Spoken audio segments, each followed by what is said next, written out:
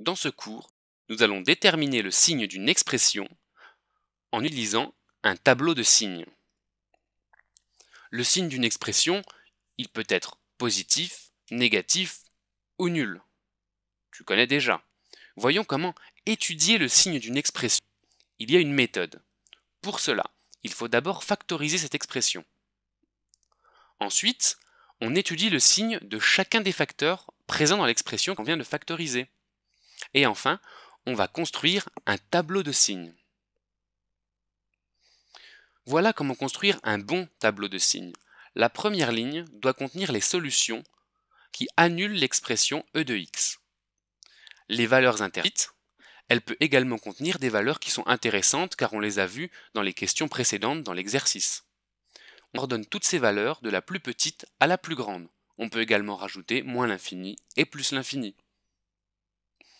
Lorsqu'une valeur est interdite, il faut l'indiquer par une double barre sur toute la hauteur du tableau.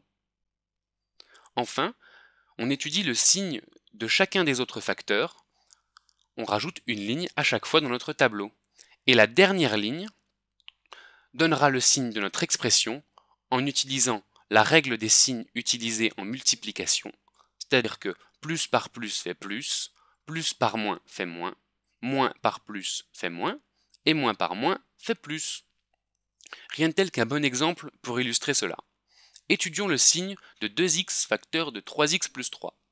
Cette expression est déjà factorisée puisque c'est un produit. Étudions le premier facteur, 2x.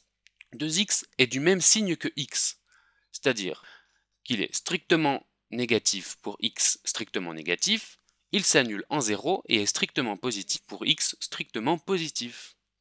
3x plus 3, c'est 3 facteurs de x plus 1, c'est donc strictement négatif pour x strictement inférieur à moins 1, ça s'annule en moins 1 et c'est strictement positif pour x strictement supérieur à moins 1.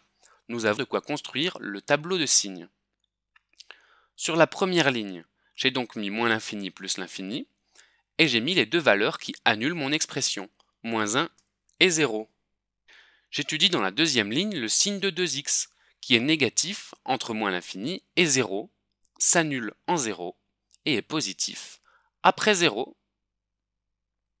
Sur la troisième ligne, j'étudie le signe de 3x plus 3, qui est négatif entre moins l'infini et moins 1, s'annule en moins 1 et est positif entre moins 1 et plus l'infini.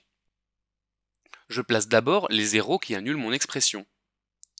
Ensuite, j'étudie le signe en utilisant les règles de calcul sur le produit. Entre moins 1 et 0, moins par plus donne moins. L'expression est donc négative. Entre 0 et plus l'infini, plus par plus donne plus. L'expression est donc positive. Entre moins l'infini et moins 1, moins par moins donne plus. L'expression est positive. Je peux conclure. L'expression est négative strictement entre moins 1 et 0, nulle en moins 1 et 0, et positive partout ailleurs. Tu sais désormais comment dresser un tableau de signes pour déterminer le signe d'une expression.